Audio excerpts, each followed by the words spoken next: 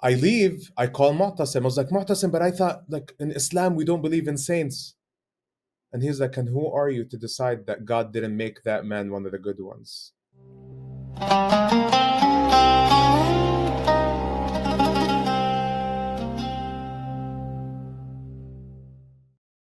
Welcome to another episode of the Olive Roots podcast. I'm your host, Chosi Ayub. Today we have a very interesting person. He's an artist, a business, and a non-profit leader. He's also a global citizen. I want you to welcome Omar Kurdi.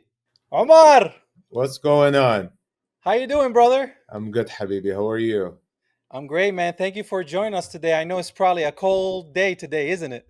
When you live in Cleveland, Ohio, all you need to expect is cold. So alhamdulillah, but we're better off than so many other people around the world. So can't Amen, complain. amen. Well, Omar, thank you for joining us today. Thank you, Um, Habibi. let's see, the first portion of the episode, I would like you to share with the audience your identity. Pretty much, where were you raised? How were you raised? Where did you grow up?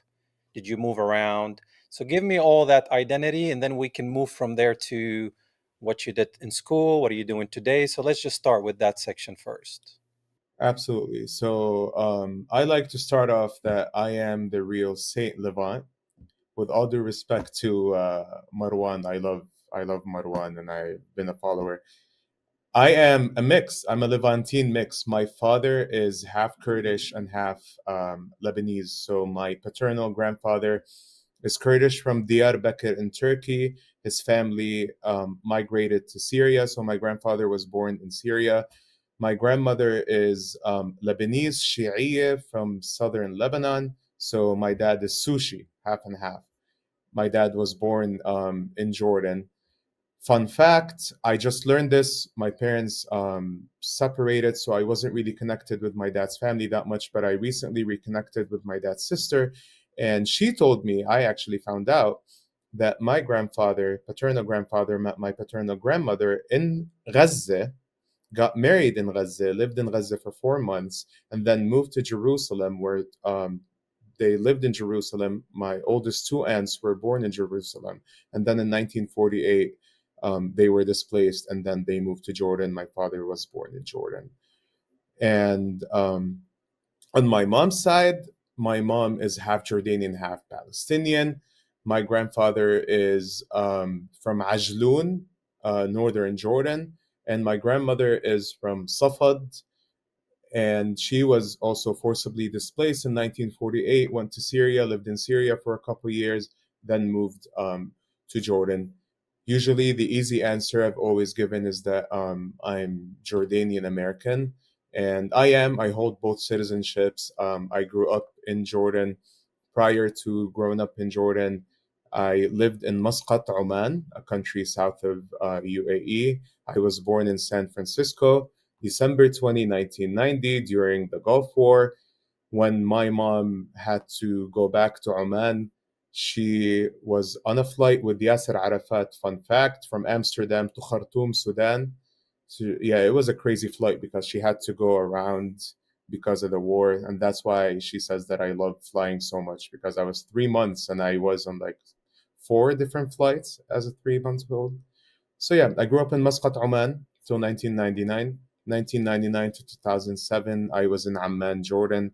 And then 2007, I came to Cleveland, Ohio. I did my last semester of high school and went to college here. And here I am with you today.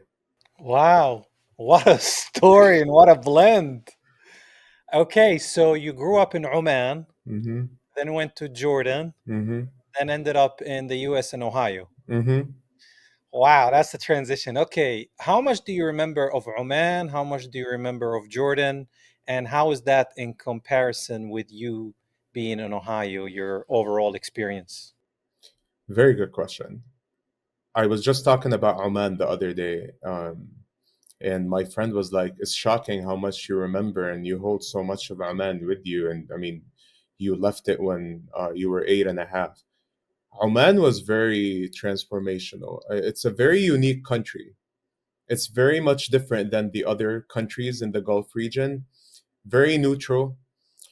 The people are the sweetest, they're the nicest, even from a faith aspect, and we can talk more about that. They're Abadiyin, so they're neither Sunni or Shi'i Muslim. So it was very open, very respectful. That's also where I discovered my love for the art. That's where I joined like school performances. That's where I met my first friends. That's where I learned proper Arabic. That's where I my first exposure to the first exposure that I remember to a body of water. Um, well, someone's gonna get mad at me now. The Arab Sea, for some people, it's the Persian Gulf, Arab Gulf, whatever. I don't care. It's a body of water that God created, and we get to enjoy. And it it's still stuck with me because that's also where I had a happy childhood before my parents separated. So whenever I want to go back to like a time when I had what you would call a tight family, Oman is that. Amman, my dad's contract in Oman was finishing up. So as he was finishing it up, he moved us to Amman. And Amman is Amman basically does take, in my opinion, maybe 40% of who I am. That's choir, my friends, my school. I was privileged to be in a very good school in Amman. So I remember even coming to high school here. Like I was sitting in class. I'm like, even in college here, I was like, bro, like I learned all of this in 10th grade. And Amman is I just came back from Amman too, and that was the first. And I spent 24 days in Amman, and I cried coming back. That was the first time that I cried coming back. Part because I don't even know what kind of country we live in here in the US, and we'll talk more about that. But the other part is Amman is where I discovered myself. Amman is where I've made my lifelong friends that I still talk to today. Amman is where I had my first big performance in front of people as an artist. Amman is where I had my grandparents. Amman is where I would walk in the street and people are already on the same page with me. And I know it's very metaphoric because, like, yeah, we all have our agreements and disagreements, but even in terms of what's going on in Palestine or Arab issues and global issues, there's that comfort when you walk in the street and you don't have to explain yourself to someone. I'm like, I meet you in the street and I'm like, yeah, we both agree that what's happening in Palestine is a genocide, for example. That's something that like I don't get here. Sometimes you get tired of having to explain yourself. Sometimes you get tired of having to educate, even though we have that responsibility, but it's tiring. It's exhausting, mentally exhausting. So Amman is that for me. The US, the US is what molded me to what I am. The US is what taught me one of the most important lessons, one, and it's a very personal lesson that divorce is okay. I was very ashamed of my parents' divorce. I actually hid it for 4 years from my friends. And I came here and I'm like, oh my God, people are divorcing left and right. And I'm like, okay, so like this is a normal thing. The US also taught me to get out of victim mode, taught me how to persevere. It's very challenging when you have to prove yourself. I mean, you have that layer of you have to prove yourself to your family, then prove to yourself to your friends. But in the US, I just felt like I have to prove myself to everyone.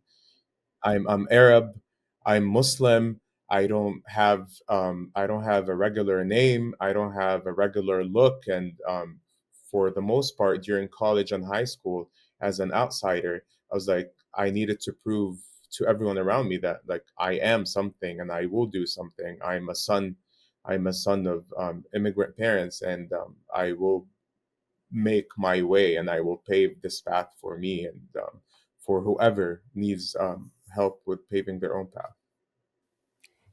Wow, man. So pretty much each country prepared you for something else in a way, right? Hmm. And I didn't know much about Oman, so thanks for sharing that with me Hmm. too, because you taught me something I didn't know.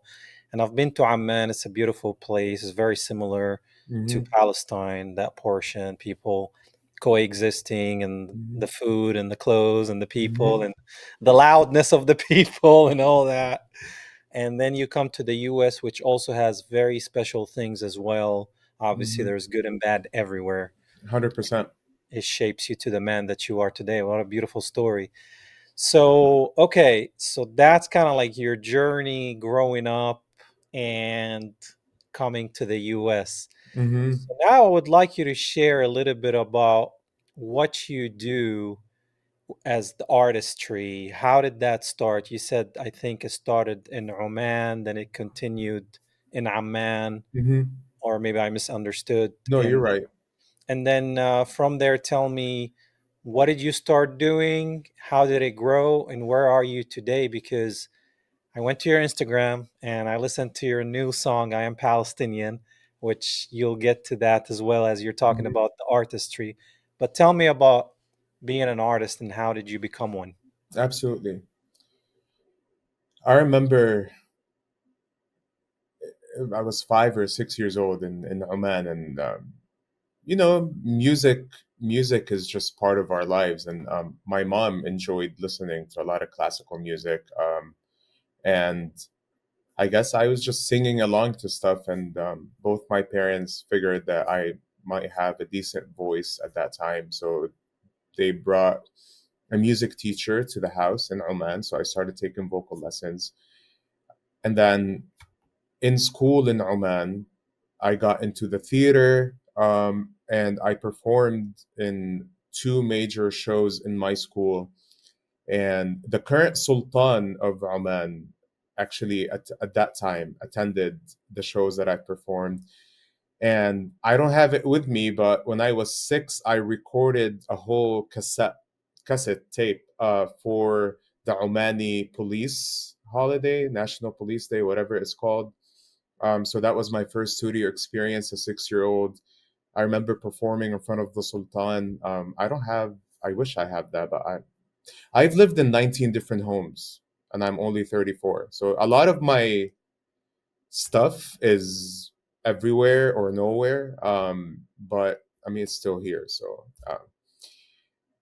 yeah, that's where I started discovering my artistry, my love for acting, my love for music. One of my favorite memories of Oman is we in '98 we performed Zahrat al Mada'in for Fairuz. That was it was actually covered by like Omani media at that time. That was a very big deal. In Amman, I started like professionally learning. My parents put me in like the an official music school, and I did it for 3 years. That's where I've had my first sort of like recital, and that's where I met some musicians and started exploring more the kind of music that I like, or the like what melodies do I enjoy. And Kulthum was the first artist that I officially learned to sing for. يعني أنا like كلثوم وأنا يعني like, so we can see like right here. Hey, كلثوم obviously here and I'm here. But no, um, it that example is why art is beautiful, because like for some people like they want to tell you that like you have to be at a certain level to. I'm like, no, we're all artists.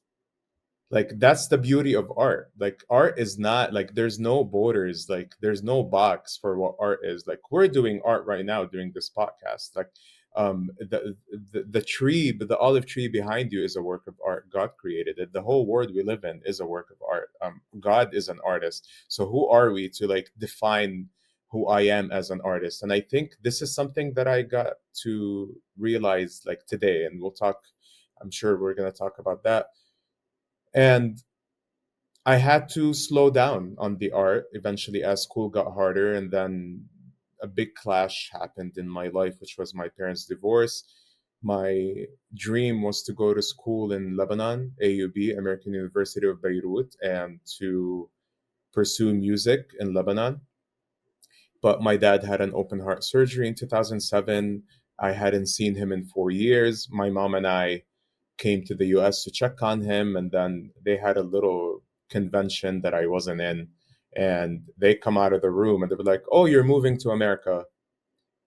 And at that time I felt like my world was crashing. Like everything I've been working for, like everything academically, I need to get into AUB. I want to get into Lebanon. I want to do music. All of that just crashed down, and I'm like, here I am, gonna move to the US. I'm no longer gonna pursue art. I'm gonna live with a father that I barely knew and a stepmom who I've never met and a stepbrother who's autistic who I've never met. But it turned out to be a gift somehow, despite the fact that the art piece got ignored for a lot of years because my father would not accept his firstborn to be an entertainer. He didn't see financial security in it.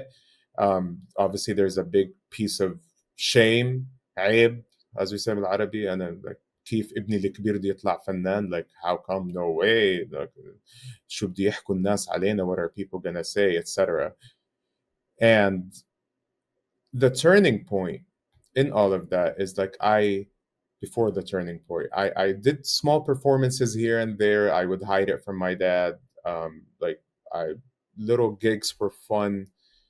But as my relationship evolved with my dad, he got diagnosed with pulmonary fibrosis in 2016. That's when I had to let go of my pride. I'm like, you know what? Like, there's no cure to this disease. I can't live like this. Like, I need to figure out a way to communicate with this man. And when he passed, a month after he passed, the biggest gift happened, which was launching Masrah Cleveland Arabi, which is Ohio's first Arabic theater company that I helped co-found. And the launching of that theater, ironically, was like 31 days after my dad passed. And I'll never forget, I questioned whether I should go to the launch event or not because it was like, what are people going to say? This guy's dad just passed away a month ago and he's at a launch event for a theater. But I wrote, in my opinion, one of my favorite, best poems ever. And I was like, I'm just going to dedicate it to my dad. And it provided me with such a healing journey. And since then, I've been just rediscovering myself as an artist with the purpose of that art, whether it's the layers of grief, whether it's the layers of love, whether it's the layers of longing, whether it's the layers of resistance, the perseverance of who I am and what I represent, and the people who are like me, who have similar struggles, who carry generational traumas, who are products of displacement. Because when I think of myself, I call myself a product of displacement, and my everything I do, whether it's career, whether it's business, whether it is the art, is defined by the generational traumas that I carry with me. Wow, my condolences, man. I'm sorry for your loss. Thank you, Habibi. That's hard, man. You know, losing someone, and we're all gonna have to deal with that. So, Hmm. but I mean, they say God, He gives, He takes, and He gives, and He Hmm. gives, and He takes. So it's kind of like we always belong to Him. So He takes, then He gave you something else, and that might be a gift from your God and from your dad. You know. Hmm. So that's beautiful that you went ahead and you're like, okay, if I go, they're gonna be like, oh, he doesn't care about his dad. Look at him just having a good time. But no, that's a gift from God, you Hmm. know? Hmm. So it's good that you went ahead, pursued it to get you where you are today. And talking about how design and God, I mean, greatest of designers. That's what I call God, Hmm. God, greatest of designers. I mean, he's the Hmm. best artist in everything you look at, the sky, the colors, the animals, us humans, the trees, and everything else. And Hmm. so it's beautiful. So let's 100%. transition. That will be a good transition to your faith journey. Hmm. How did you grow up spiritually? Which faith did you practice? Hmm. Did you dabble between different faiths? Did you question a certain faith? And where are you today with all that? Very good question. So I grew up Muslim, obviously Sunni Muslim. Today I just prefer the word either Muslim or believer. My parents were practicing Muslims. My grandparents were practicing Muslims. So I mean, obviously, the occasional let's go to Friday prayer. In school, we had to take obviously the religion class, but I wouldn't say I questioned my actual faith as much as I questioned why I can't embrace more than one. Because I feel like since I was a child, I just found beauty in faith itself and the idea of faith. Like how do we hold on to something that sometimes is not tangible, yet can provide so much peace? And growing up in Amman, more than Oman, because in Amman I started like sort of this discovering the whole idea of like I am Muslim, because I started seeing my Christian friends would leave class to go to their Christian religion class, and then like we stay. I was like, why is my friend going to another room? Because it didn't make sense. Because you know what, I was the Muslim who had all these solos in the Christmas recitals. Like I was the Muslim that like had the leading part in every Christmas play, and I enjoyed Christmas. We would visit each other. My friends and I would visit each other during the holidays. My mom's best friend growing up was Christian, and we slept over each other's homes. Like that didn't like the whole idea of I have, despite the fact that would go to different rooms during religion class, but the whole idea of that we have a different faith didn't like get stuck in my brain until I came to the US. I feel like in Jordan, at least the bubble that I was in, I embodied and I lived the whole coexistence experience. You drive and you see the church and you see the mosque, and there's not much different. There's a lot of my friends I didn't even realize they were Christian until later. Like the, we don't start the conversation with like what religion do you practice? Like khalas, like you wear a cross, hilu, okay, you wear the hijab adi. There I've met a lot of Christian women in Jordan that wore the hijab too, or they would cover their head. They're modest. They're sometimes even more conservative than Muslim people that I know. Um, when I came to the US, I started experiencing that differential treatment of Muslim, Christian. I know for a lot of the people in the US, especially Muslims after 9/11, that was a big turning point for them. But I was in the Middle East during that time. So I I'm privileged that I didn't go through that the whole racial profiling, racism, etc. That like Christians did go through too, because you know what, when they want to be racist and they want to profile you, they don't even care about the religion you practice. It's the name, the color, the race. I still like Muslim. I'm did I pray every day? Not really. Did I fast Ramadan sometimes? It wasn't that, but I just knew that I had a God and I loved God, and I like and I just trusted the process. I There was one time when I was young, I had a dream of some green figure that was walking up the hill to come to our house. And when I asked who's this person in the dream, they said it's Umar ibn al-Khattab, the second caliph of Islam that was coming to visit. Since then, someone told me, "Oh, Allah, you see things." So like I wouldn't call it a sixth sense, but like I mean I've had visions, I dreams, things would happen. I wouldn't share too much of it because I didn't want to freak people out. Um because some people won't enjoy this kind of conversation, like, oh, I think this person's gonna die soon. No one wants to hear that. So I held on a lot of these things to me because like I was having a hard time understanding what all of that meant.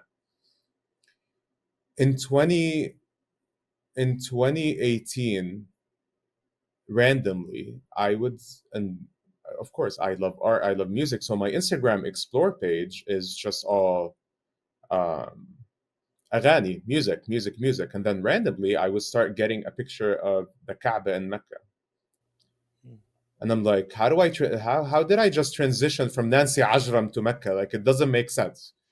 I'm like, What a transition. yeah, I was like, who's messing with the system? Like who's handling the algorithm right now? Like this is not normal. So I call one of my really good friends. He's half Egyptian, half Saudi Arabian, Mu'tasim, and he's we met in college, and he's been my spiritual mentor. And I'm like, Mu'tasim, I think I need to come to Mecca. I'm like, literally, I'm going from Busil Wawa, Yatabtab, and then it's like, Allahu Akbar. I was like, I don't know what it means, but I think I need to come to Mecca. And he's like, well, pray on it. If it's meant to happen, it will happen. I was like, okay. So like, I prayed, inshallah, if it's meant to be. And then I went up to my dad. Um, that was around February 2018. So 4 months before my dad passed away. I was like, Baba, بدي أروح على العمرة. I want to go do Umrah. I was like, you? Umrah?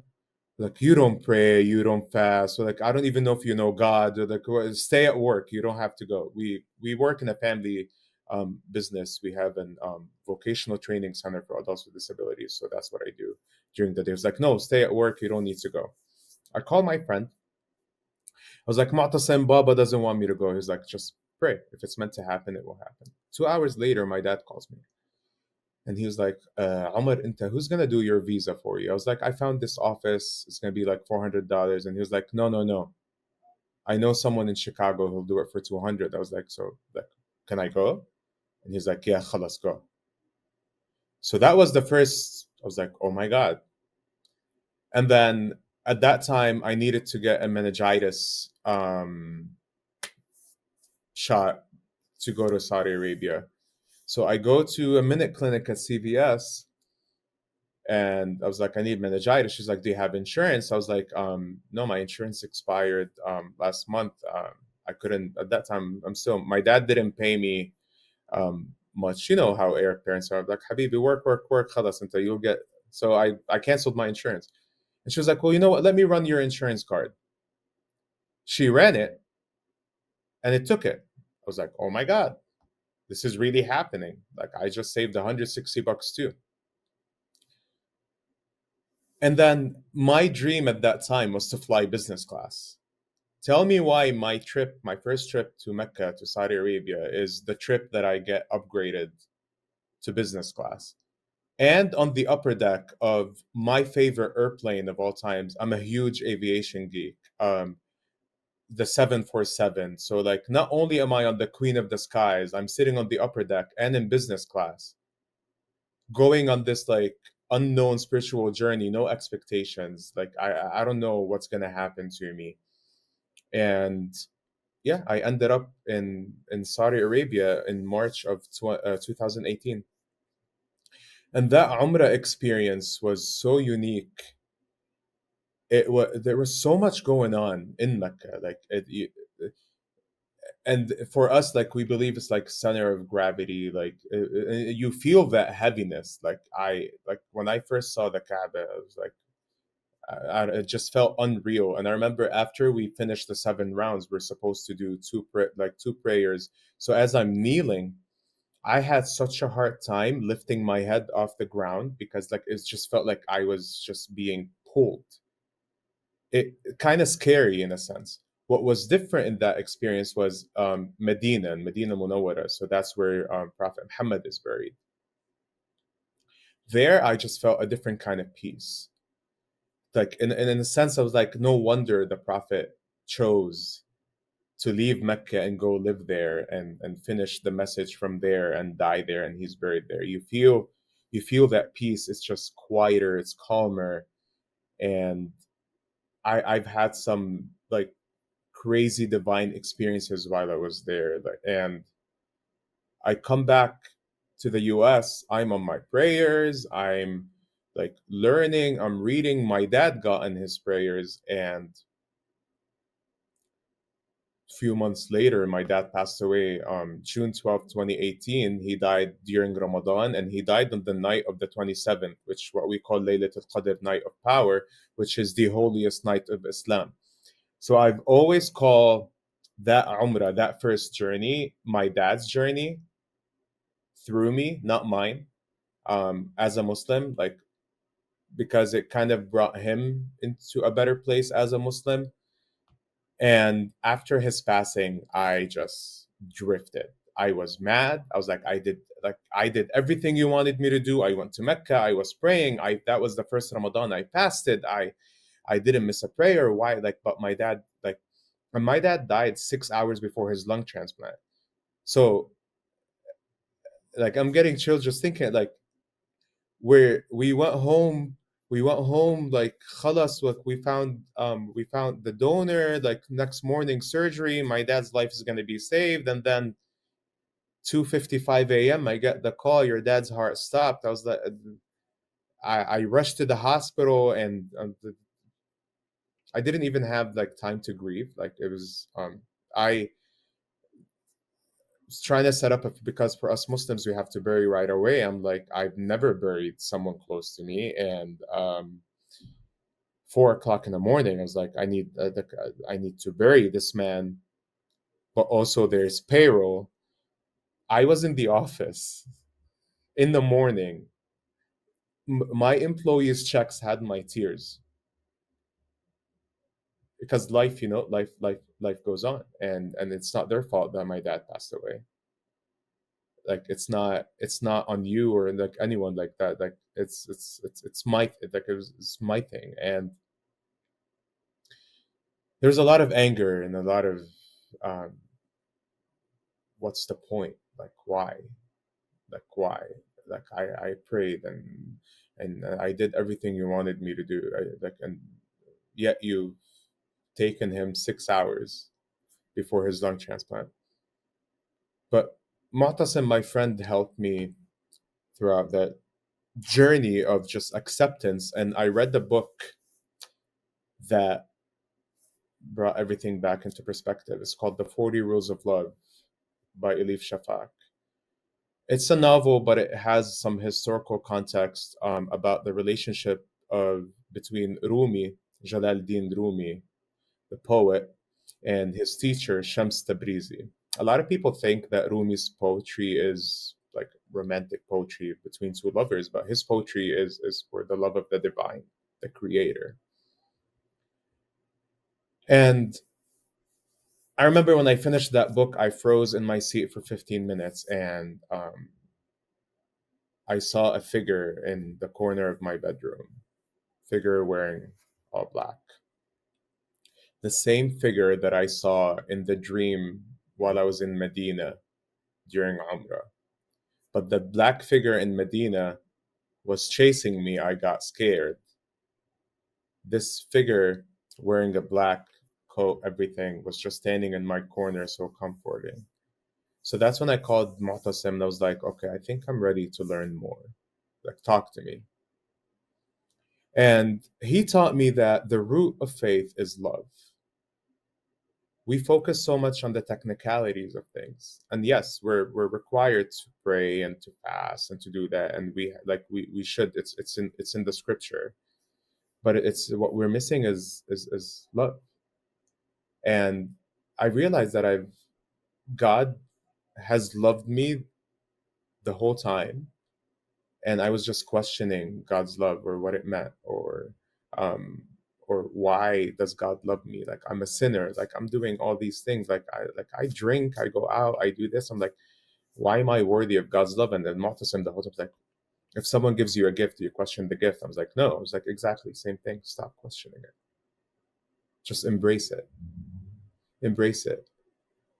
And that's when I adopted the term believer, because God, it created so much beauty in my faith and all the different faiths and even the no faiths. So who am I to question? Who am I to question you as a Christian on what's beautiful in your faith? And I was like, you know what? If there's something beautiful in your faith, I'm gonna believe it too. And that was highlighted big time in my experience when I went to Lebanon in 2022, and I went to visit Mar Sherbel, Saint Sherbel, who is a Maronite Catholic saint. And I remember it was so hot. It was summer, like so hot. I was like sweating like crazy. And I'm sitting in the church, And I was like, I'm gonna test this guy. And I'm sitting there and I was like, yeah, like in Arabic, I was like, يا مرشربل إذا سمعني امسح العرق عن وجهي. I was like, مرشربل, if you can hear me, just wipe the sweat off my face. When I tell you that my face dried up and there was a cold breeze, no one will believe me, but it was crazy. My hand got stuck together. I just couldn't even separate them apart. I leave, I call Mu'tasim. I was like, Mu'tasim, but I thought like in Islam we don't believe in saints. And he's like, and who are you to decide that God didn't make that man one of the good ones? I was like, I'm nobody. He was like, exactly. Don't question it. And I'm a proud Muslim, but the term Islam is to submit. So I'm in a state of submission to whatever God brings my way. And I went to another Umrah in 2023. That one, I went to Medina, sorry. I went to Medina in February 2023. I didn't go to Mecca. Mecca scared me. I was like, no, there's no peace there. I'm not going to go. I went to Medina. And I remember the green dome is where the Prophet is buried under. And I was standing across from it. And I felt something just pulling me towards it. And in my ears, there's a voice ringing telling me, like, don't be late, I will miss you. Don't be late, I will miss you. And I just started bawling. Mu'tasim comes and he smirks. And when I tell you Mu'tasim smirks, I'm like, oh my God, something, this means something. This is something new I'm gonna learn. And I was like, what now? He was like, follow me. So I go from this spot to like somewhere here, and I'm sitting, and he's like, do you know where we are? I was like, no. He was like, we're at his feet. So, he was buried this way. I was like, do you know where you were? I was like, no. It was like you were exactly facing him. So in Islam, we bury and then we turn the head to the right. And then I just started bawling again. I was like, I actually talked to the Prophet. As we leave Medina, I just bawl my eyes out. Didn't want to leave. I felt like I left a piece of my heart there. Come back to the US still, I'm struggling. I'm like, just want to be in Medina. For me, everything about my faith was stuck in one place. Like I felt like in order to be a good faithful person, like feeling all these good feelings, I have to be there. And then in the summer I challenged myself. I was like, no, you know what, I'm gonna rent a cabin in the woods. I'm gonna go by myself. I'm just gonna let things happen. And I did. And I drove to the woods 2 hours south of Cleveland. I go, I get my hiking gear. I'm not a hiker, but I went shopping for hiking gear. Like you think, and then I've been an experienced hiker. I looked like one. Anyway, I'm sitting, I find this like stream of water.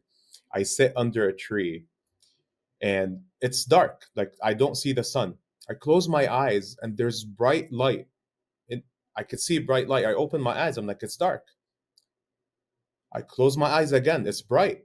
And I just start crying. I was like, I felt God with me in that moment. And then I just sat there. I'm watching the water move. The fish in the water move the same way. The little branches move the same way. I look up, the clouds are moving the same way. And I'm like, life is just happening the way God wants it to happen. So in that moment, I just submitted again. 3 weeks after that, I get a dream of my nephew in Amman. I'm like, Khalo, I miss you. I booked Amman, no intention to go to Saudi Arabia. Mu'tasim calls me. He was like, why don't you come? I was like, okay, I'll come for a night. He was like, no, no, no. Sunnah, like basically the Prophet said, if you come visit, you need to spend 3 nights. I book for 3 nights. And one night I have a dream in his apartment of him introducing me to his mentor. I wake up, I was like, Mu'tasim, you took me to meet the Sheikh. He was like, well, I didn't want to tell you until I got confirmation, but he did agree to meet you, but we have to leave Medina and go to Jeddah. And I was like, oh my God. But do you want to do Umrah? Do you want to go to Mecca? I was like, I don't know. I don't know. And then I was like, you know what? Let's do it. We go to the train station. I missed the train to Mecca 3 times while I was in the train station. I'm literally there, but something would happen and I won't board the train. And then Mu'tasim comes to me and he's like, fix your intention. Something is wrong with your intentions. Go. I sat with myself for an hour, just like zoned out. And then I booked the train ticket for the fourth time. We did go. And that time in Mecca, I lost Mu'tasim in the crowd. I did the whole thing by myself. And it is, and like subhanallah, it was meant to happen that way. It was so beautiful.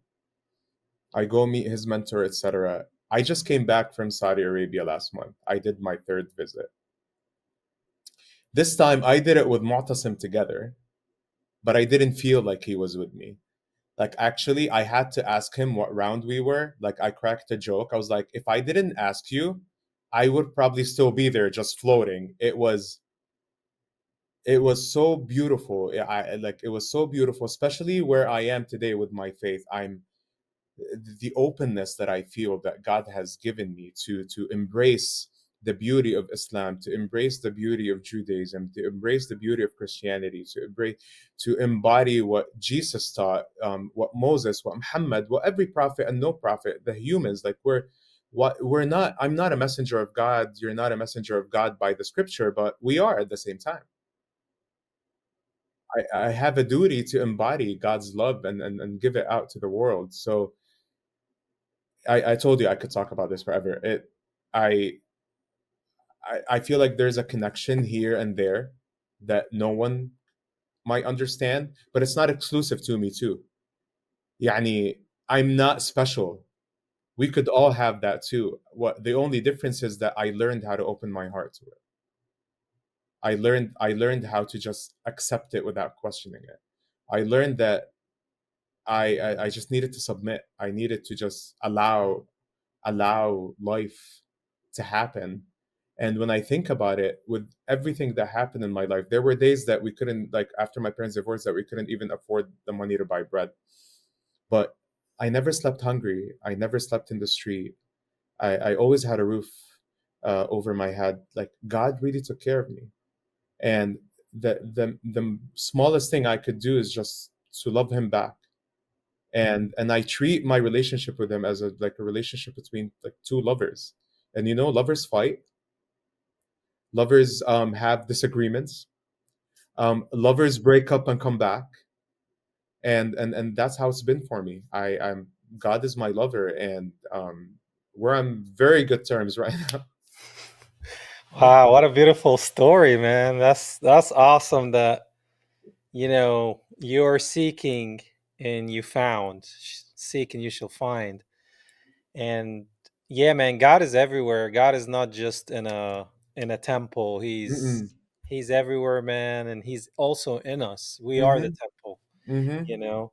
It's interesting you said that you do all that and then your dad passes and you're like, "What the heck, God? Like I had an encounter with you. Mm-hmm. I went where you want me to go. I built a connection with you and we found the lungs and everything and boom, you just take my dad from me." Mm-hmm. So you feel like anger, abandoned. So Mm-hmm. trust me, I know that feeling too well because when I was 17, my oldest sister passed away in a car accident. Trish. And I was 17, she was 23. And that's when I walked away from God because I was so mad at him. And I was like, how can you take my best friend from me? Because we just connected, me and my oldest sister. So after that, I turned my back away from God, and who took me in? The enemy. And then eventually, I ended up in the U.S. and dating, drinking, smoking, doing all that. But I always believed in God, but I was not walking with God, right? Mm-hmm. And I tried to dabble, went to a mosque, went to a church, and went to a Buddhist temple where you can find peace in a Buddhist temple too. Mm-hmm. So I went and I was just searching. Something told me to start searching, and then I kind of like was like, it's not happening. And then 5 years ago, man, I had an encounter with Jesus in person, and I knew exactly who he was, and that's the first time I see him. It's just so much light, man. Like he wouldn't let me see his details. It was just so much light, but so much peace. And I was like, "What do you want?" He's like, "I never left you."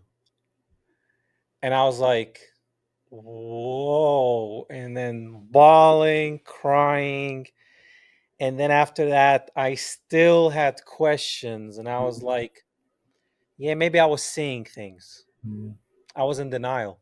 mm, And then 3 years ago, God just broke me down and built me back up in faith, man. And I just built a relationship. I'm a follower of Christ, man. I'm a mhm, believer. I'm a follower of Christ. That's Christ is the definition of love, man. mhm, He walked, embodied love, man. He loved the mhm, children. He sat with prostitutes. Doesn't mean he loved their sin, but he loved them because they're mhm, human beings and they're worthy of life and redemption and salvation. mhm, So, in our faith, Jesus gives his life for us because he loves us so much. And 3 days, you're talking about 3 days, 3 days he rises up again, resurrected. And his biggest command is love and do not fear. mhm, Like in the Bible, there's so much of fear not, fear not, fear not. Like even mhm, when he was walking on water and walking to his disciples, his best friends, right? And there was a storm and they're like in the boat and then they see this figure walking on water. They peed their pants, man. mhm, They're like, mhm, "Oh, what's that?" And he's like, "Do not fear, it's mhm, me." mhm, And then he comes and in the middle of the storm he takes a nap. And then they're like, "What was that?" He's like, "You can only find peace in me, so mhm, put your trust in me because I can mhm. lead you to the Father." And it's just beautiful. But as a person following a faith, it's building a relationship with God, man. It's having a relationship 100%. with God. It's not 100%. just about doing all the rituals and the Mm, traditions and just reading just to read rather than reading to understand and connect. It's like 100%. a lot of people just recite scripture. 100%. I'm like, you're just reciting. Like, are you connecting? 100%. It's kind of like as an actor, if you're just saying lines that you're just saying lines. But if you really connect and you're like, oh man, I can really feel this. This happened to me. Let me embody this. Now, 100%. when you're saying your line, it's like a whole different thing. Same thing with 100%. faith. 100%. It's interesting that your journey was kind of like similar to mine, just in a different direction. Mhm. But I have a strong relationship with God, man, and Christ is all about love, man. And out of every character that ever existed in the Bible and in the holy books, to me, man, the message of Christ is love and peace, man. He's always Absolutely. he's always with the oppressed. 100%. And especially Christ came out of Palestine and a land that is in dire need of his love and peace. I mean, and that's why, and even in Islam, like we believe that the, the final days before Judgment Day, he's gonna come back and save us. He's whenever that time comes.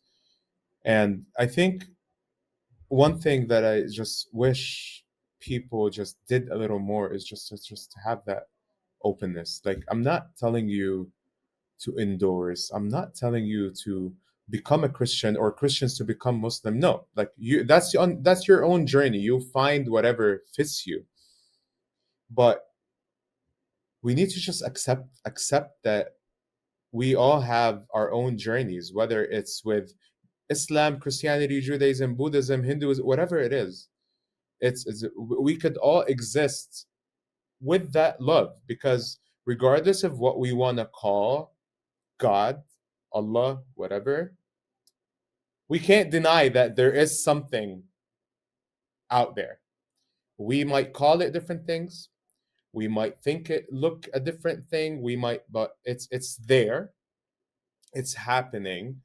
I think us two and so many others are live examples of like these different experiences that we felt. There sometimes it like there were people with me sometimes with things that I've experienced. So like it is real. Like it's not, I'm not making it up. Like this stuff happens. People do go through these divine experiences. People do get healed. People do pray and feel things. I like these things do happen. And the one thing I wanted to add, like, so later in my journey, what I learned is that black guy with the black figure historically is known to be Ali bin Abi Talib, the Prophet's first cousin. And there's a saying that the Prophet Muhammad used to say, which is like, Ali Bab al Medina. So Ali is the gate to Medina.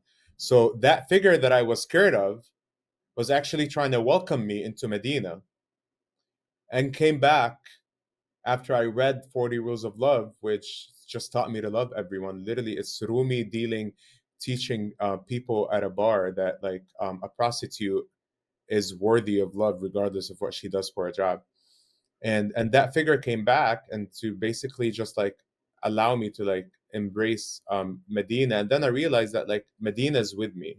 Medina's with me, no, regardless where I am. Jerusalem's with me regardless where I am. Muhammad, Jesus, and Moses are with me regardless where I am. God's with me regardless where I am. Like it's not about the place, like you just said. It's not about the place. It's about who we are. I am the place. I am the vessel. I am the temple. I'm the church. I'm the mosque. I'm the synagogue. I'm the earth, I'm the tree, I'm the land, I'm the clouds, I'm the what. I could be whatever I want to be in the love of who created me. Yeah, there's also a parable and a story in the Bible where there was a prostitute, and all these Jewish leaders back in the day, 2,000 years ago, wanted to stone her, right? Because of she's an adulteress, she's a prostitute, she's a Mhm. no good of a woman. And then Jesus stumbles there, and he's like, "Whoever is without sin, cast your first stone." Mhm. And then Mhm. they just looked at each other and they put their stone down, the rock. And then Mhm. she came to him, she's like, "Why did you do that?" And he's like, "Because I love you." Mhm. And he's like, "Stop doing that. Now go repent." Because Mhm. it's all about repenting. You know, we all sin, man. 100%. So you And have to repent. I want to like say, because some people will watch this and be like, "What the hell you're talking about? Haram, whatever." One message, and we're not God's deputies on this earth, and I'm not here preaching. I'm not here telling anyone what to do.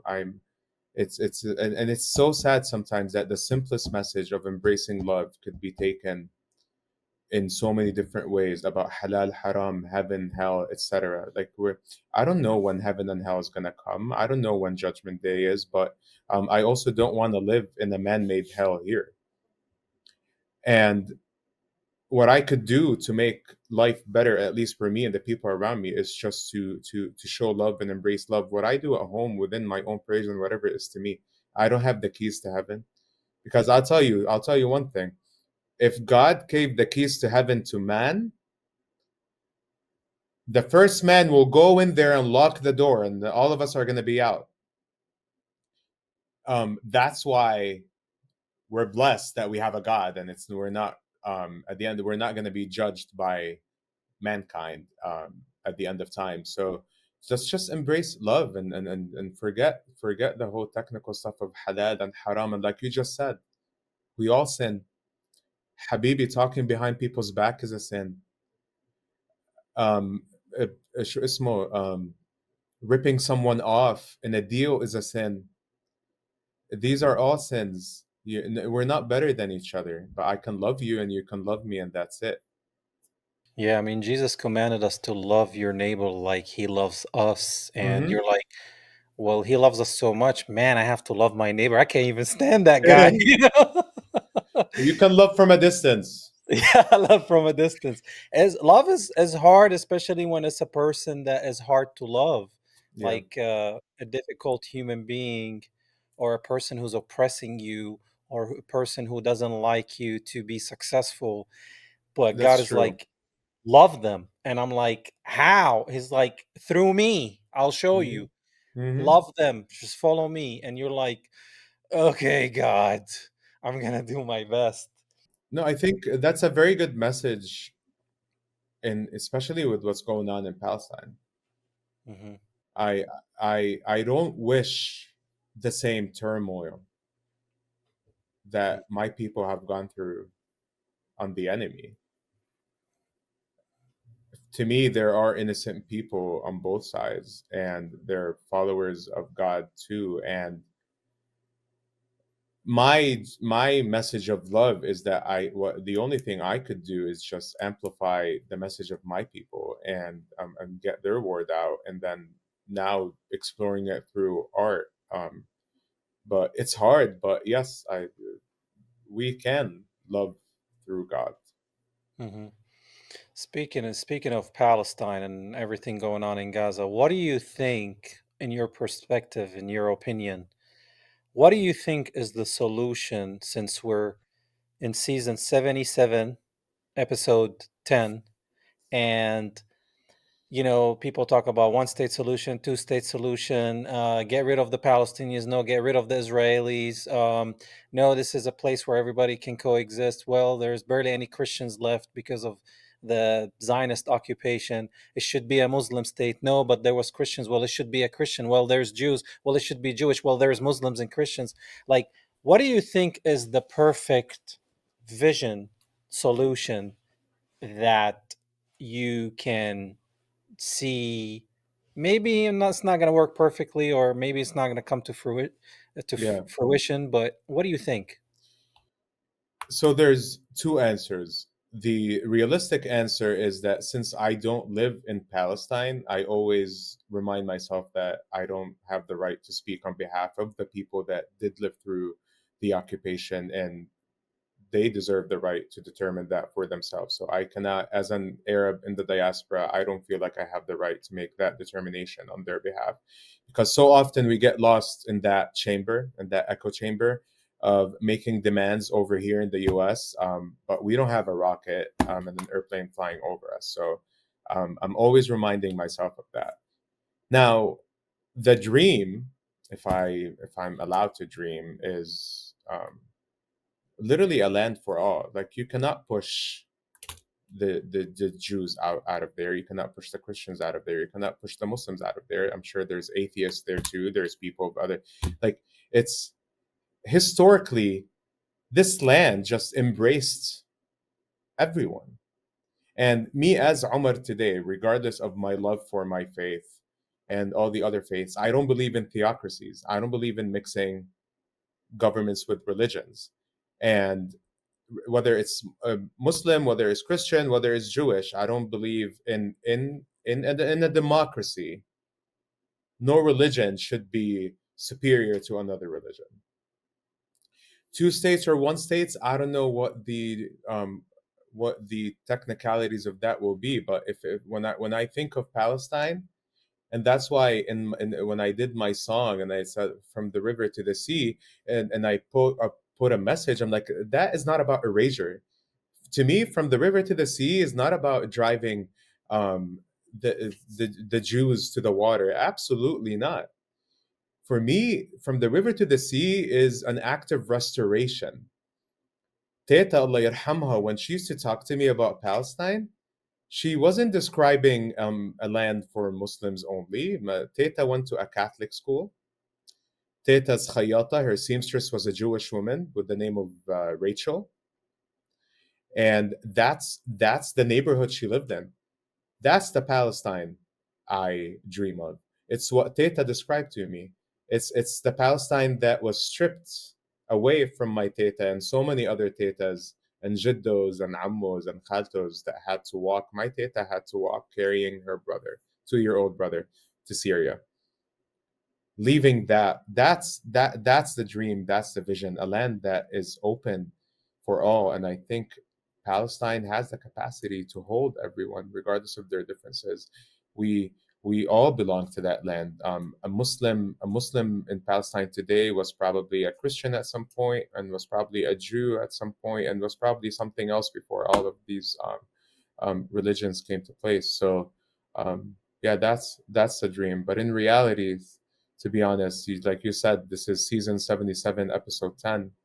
I don't know how many more seasons we have before we see a real solution, but whatever solution, it needs to involve the people that live there. It needs to, and they need to be center stage. I was reading an article the other day that was talking about how Egypt wants things, but UAE and Saudi Arabia want things, but Turkey, and and literally there was no mention from a voice from Gaza, and that's a problem. Like we're not, we think we're doing the right thing, but the right thing is to give the people of Gaza center stage, and the people of the West Bank, the people of Palestine center stage to determine what the future is, without occupation, with justice, with accountability, with this ceasefire. I mean, I hope it like holds, but I'm also disgusted that like we're treating Netanyahu like he's a man of peace. We're doing that ceasefire. I'm like that guy was going on like a genocidal adventure for the past 2 years. The least he could do is that little ceasefire deal, but that doesn't get him away from accountability. Yeah, no, I mean he's been on it since the '80s, man, with even Mhm. Yeah. Iraq, and He destroyed what we call today Middle East, even though it's supposed to be called West Asia. Hmm. It's the Middle East according to America. Hmm. But I think the main problem is that the two-state solution is not going to work. I'm not going to split my home with a rapist, right? So, okay, well, you have to get rid of the rapist. Well, some of us were born here, and we're not trying to rape nobody. Hmm. So I'm like, okay, so we have to coexist. I think, Palestine before 1948 was already colonized by the British. That's true. We've always been colonized, right? 100%. There's a lot of people that walked in and out of that land Mm, since day one, since it was Canaan. mm, mm, And our blood is not 100% from that land because who is from one place? 100%. So we are probably more than 50% from that land, and the rest maybe nearby locations, maybe Egypt, maybe Jordan, Syria, which is still the Levant, Yep. maybe Italy, the Roman Empire, Hmm. maybe Assyria, the Assyrian Empire, maybe some people have the Ottoman Empire, some Turkish Hmm. blood, maybe some people have I mean, we're mixed. All of us are. 100%. But the problem is these people that are called Ashkenazi, who are not really the real Judeans, that came from Europe, adopted the religion of Judaism, and they are white with blonde hair and blue eyes.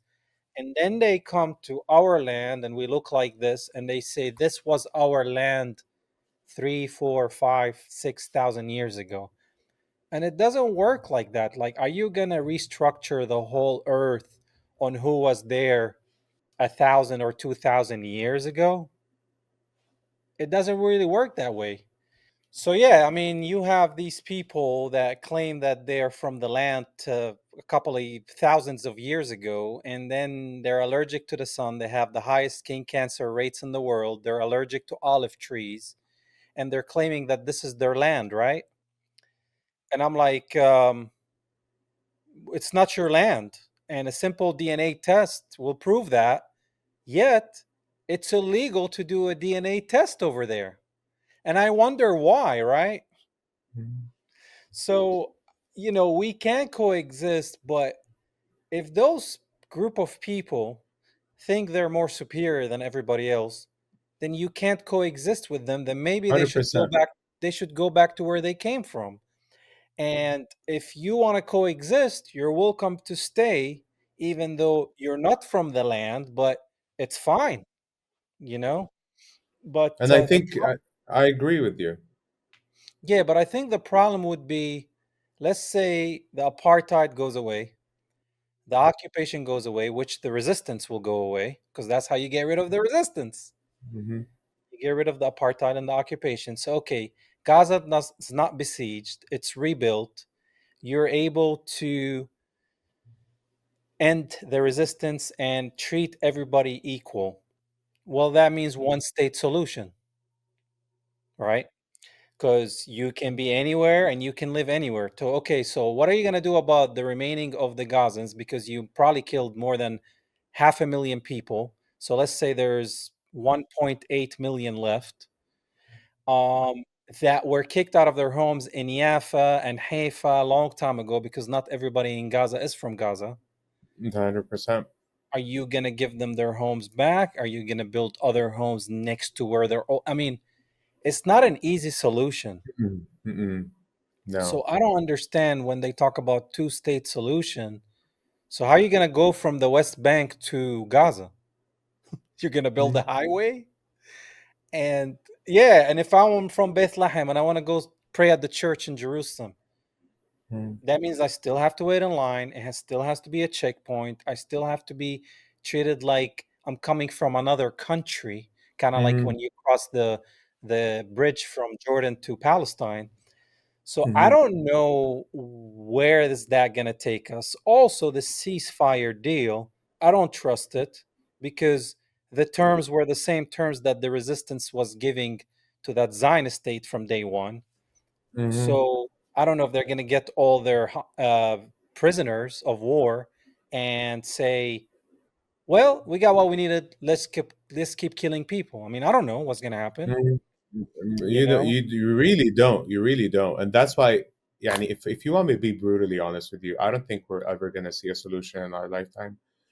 Um, يعني, the scripture says that the final war is going to happen and Jesus is going to, like, so I also sometimes just say this to myself. I'm like, okay, we have to continue fighting and we have to continue advocating and whatever. But man, is that if it's in the Bible and it's in the Quran, I'm like, خلاص يعني, there will be a final war. Like this is like وبعدين يعني, like, but you also can't sit still. You can't sit still and watch people get brutally murdered and watch their homes be destroyed and watch like a group of people be ethnically cleansed. You can't. So it is very hard. It is very difficult.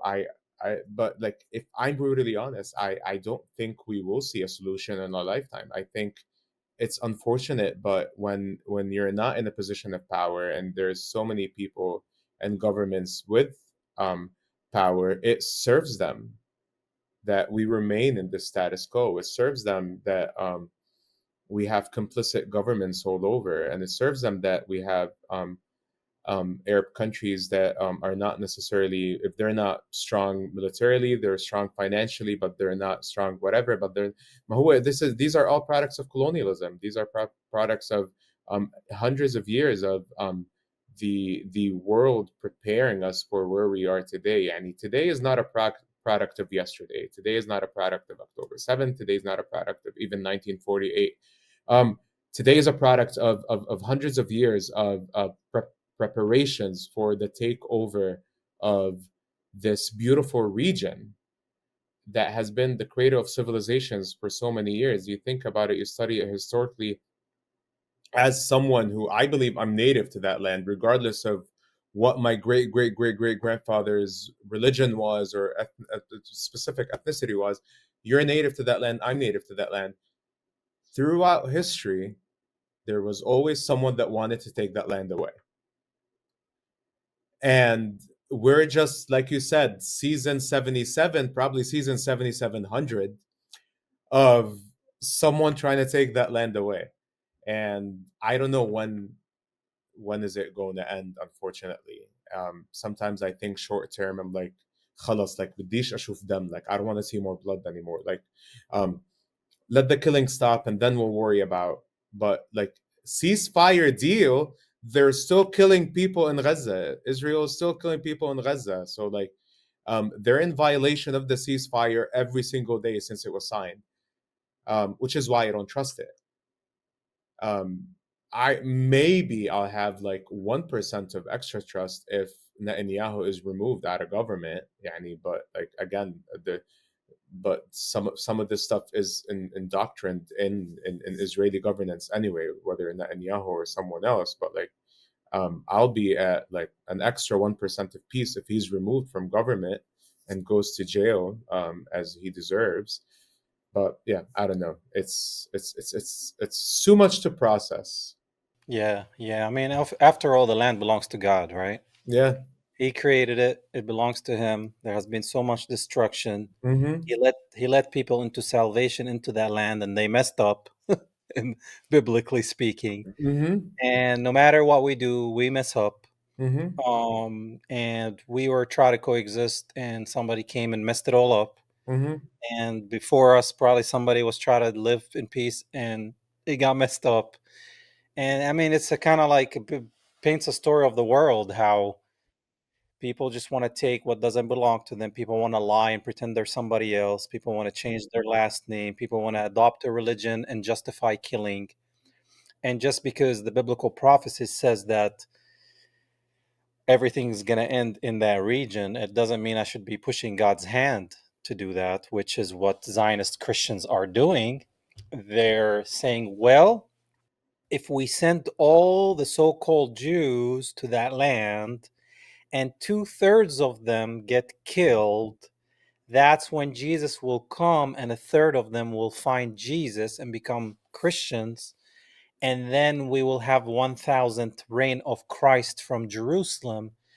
And it doesn't matter what happens to us Christians, because before all that happens, there's something called the rapture, where God is going to take us to another planet. And so we don't have to deal with all that. And I'm like, what sci-fi movie are you writing here? Did you watch Game of Thrones? I never got into it. Okay, so I mean, spoiler alert, but towards the end, Mad Queen kills everyone, and then she's the ruler of the kingdoms of ashes. And what you just said, I was like, "What, you want to rule like thousands like over the ashes?" Yeah, So, it's like that Zionist state in America want to put like a resort over the graves of children in Gaza. mm-hmm, And I mean, resistance is going to continue in 20 years. These kids that survived are going to resist the occupier again, and I don't blame them, because that happened all around the world. mm-hmm, You know, mm-hmm, the British, the Irish resisted the Brits. You have the Native Americans resisted the colonialism here from Europe, mm-hmm, and the Australians and the Africans and South Americans, and it just happened around the world. Even like 100%. in the Holocaust, the Auschwitz camp was resisting the Nazis, and I'm like, so resistance is what you do when somebody's trying to come take over your place and kill your family. You try to 100%. resist, you know. And it's a cycle. It's a cycle. Like you said, these kids are gonna grow up.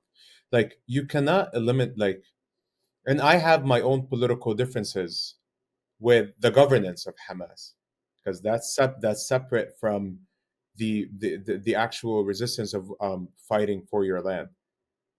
But you're gonna eliminate Hamas today. You're gonna get a Hamas 2.0, maybe with a different name the next morning. Like you've created so many orphans, and you don't think they're gonna grow up to avenge. And while I don't um شو اسمه enjoy violence ولا enjoy revenge ولا enjoy whatever, بس ما هو the world is real. Like انت اليوم you kill my father, what do you expect me to do? As if like I'm not gonna clap for you.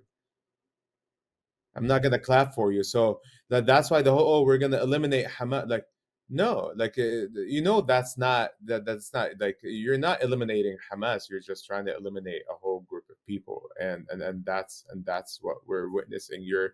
There's ethnic cleansing of people that already have been uprooted 3 4 times, and yet now that's like, for some it's fifth or sixth time that like they don't even know where they're gonna go.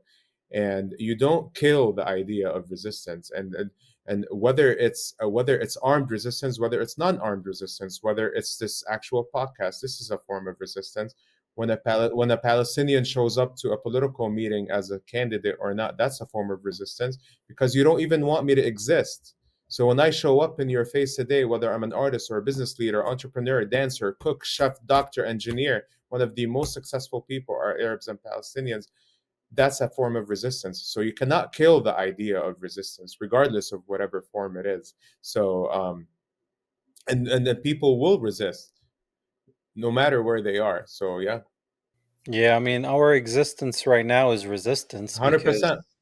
we're like the thorn in their throat. Yeah, 100%. Like that's why like I enjoy مثلا I'm wearing tatriz.